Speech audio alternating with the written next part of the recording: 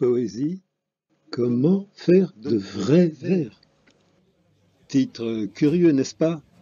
Mais c'est que le siècle dernier a séparé l'invention poétique de l'écriture mesurée et rimée, et il a bien fait. Mieux vaut abolir les règles du jeu que persister dans une ritournelle essoufflée. On ne peut pas, pour autant, empêcher les amateurs de s'y essayer encore et toujours. Cette vidéo s'adresse aux amateurs candides, à ceux qui, sans conscience, ni culture, ni technique, et ils sont nombreux, vont aligner ce qu'ils pensent être des vers. Bon, les autres, les lucides, peuvent arrêter ici le visionnage. Ils savent que la poésie classique reste à faire, et à faire bien plus que classique, ils renoncent.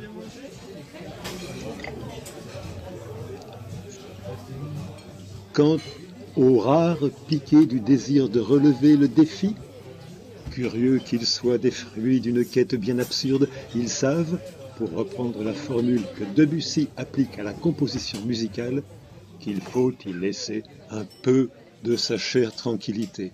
Ouais, c'est pas facile. Bon, mais il y a quand même trop de monde ici, hein. Allez, on passe à l'appart. On sera tranquille.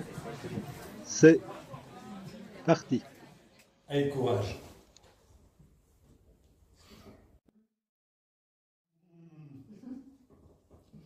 Warum lachen Sie?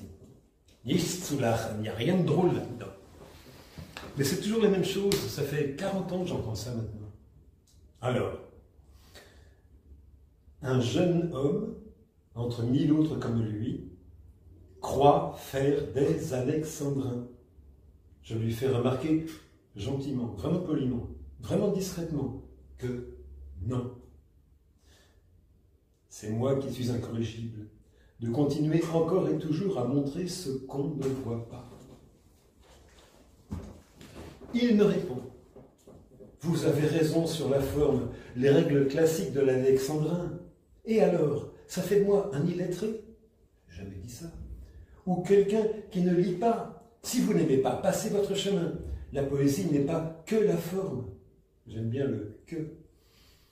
De mon point de vue en tout cas. Et pour ma part, c'est dans l'imperfection que réside parfois la beauté. Dans l'imperfection que réside parfois la beauté. Ce qui est parfait est bien souvent moins charmant que les imperfections qui font sens. Belle journée à vous. Je n'ai jamais vu aucune poésie parfaite. Et surtout pas chez ceux qui respectent strictement les règles. Malherbe, Boileau, Corneille, Racine.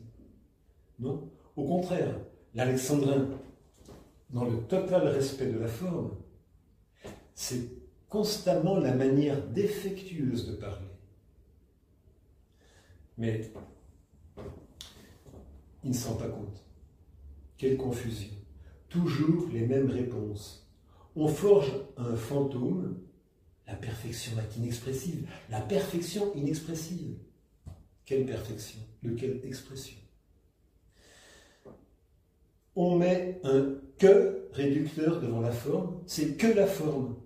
Ah, je ne vois pas en quoi c'est petit.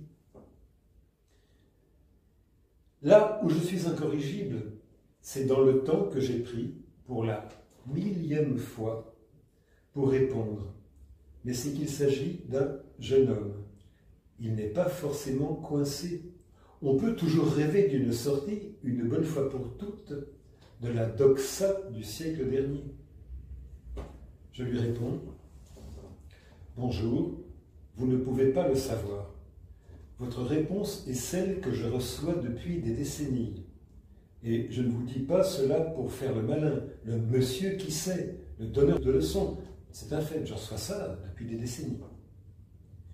L'immense majorité de ceux qui pensent écrire en vers classique, et c'est votre tag alexandrin qui m'a attiré, se trompe.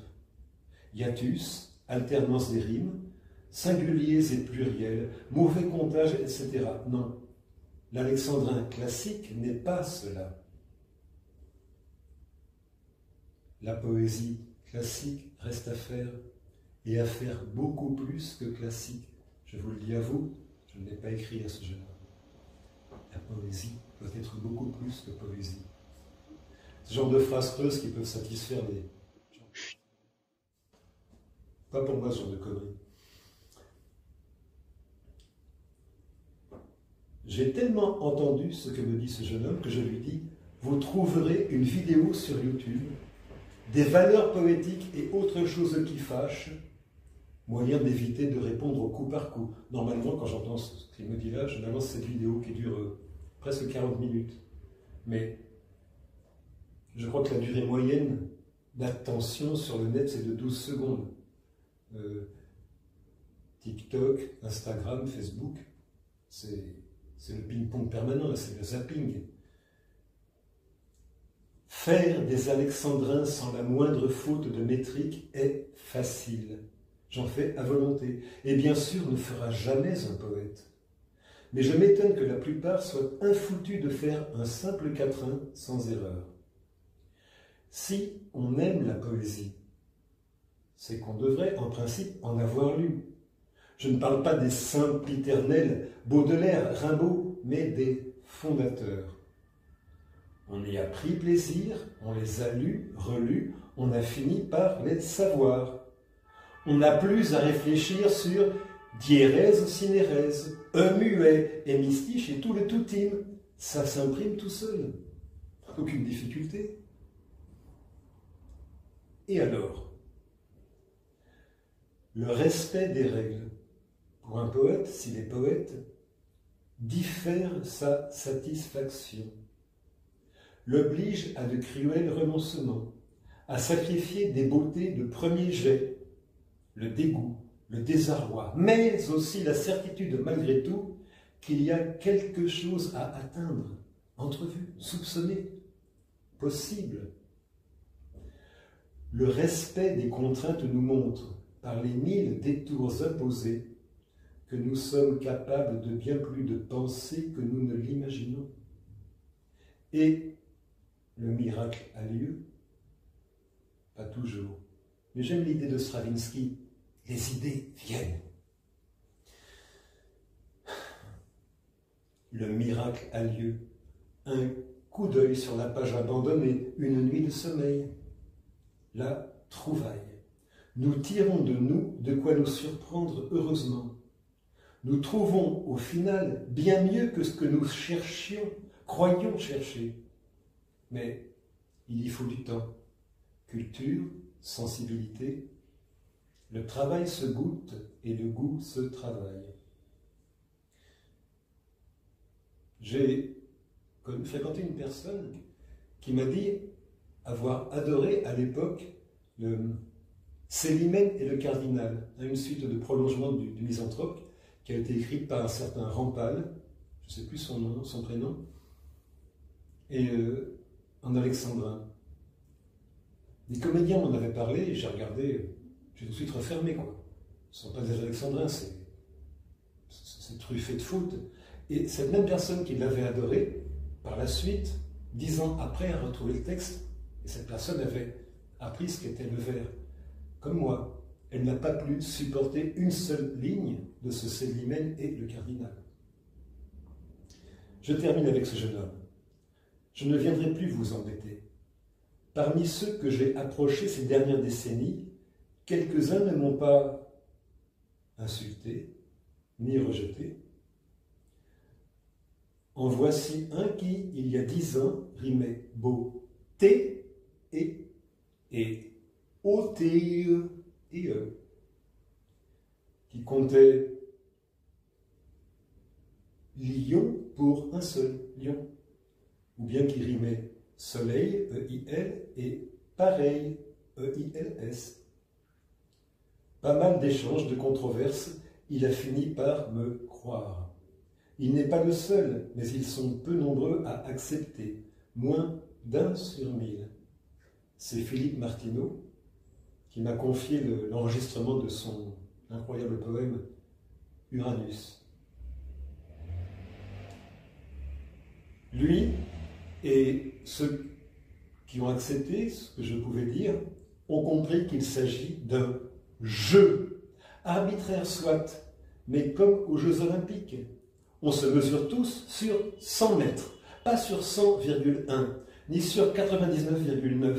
La performance prend valeur universelle, avec possible comparaison de style. Le jeu poétique est celui de Racine, Malherbe, Valéry. C'est à eux que l'on se mesure, sinon, comme vous voulez, c'est hors jeu. Enfin ceci, ce qui, dans un ouvrage, me donne le sentiment de pouvoir être modifié à peu de frais est l'ennemi de mon plaisir, c'est-à-dire l'ennemi de l'ouvrage. On ne peut pas exprimer plus simplement, plus justement ce que je ressens, c'est Paul Valéry. J'avoue, il m'arrive de regarder, de parcourir. Je regarde, quelqu'un pense faire du 12 à des alexandrins, je regarde, au premier vers je referme. Voilà, une faute, deux fautes, c'est pas la peine, c'est autre chose. Alors, à propos du poème Uranus de Philippe Martineau, Martineau écrit des alexandrins qui n'ont jamais été faits. Et c'est ça le seul intérêt. La poésie classique reste à faire, et à faire bien plus que classique. Celui-ci écrit des alexandrins qui n'ont jamais été faits, qui ne ressemblent au meilleur dont notre littérature est mémoire que par l'excellence. Les premiers jets de son Uranus sont de 2007. Il l'a laissé 15 ans en chantier. Et là, on peut rejoindre Stravinsky. La technique, dit-il, c'est tout l'homme. En effet, c'est aller au bout de soi, quitte à en crever. Voilà. Je prends souvent cet exemple. Vous connaissez l'entraînement des sportifs de haut niveau? Non? Vous croyez qu'on peut faire des poèmes en 2024? Sortir du dernier siècle, du dernier millénaire, faire vraiment autre chose, sans se bouger un peu le cul? Bon. Alors commencez à bosser bientôt, je suis un peu feignant.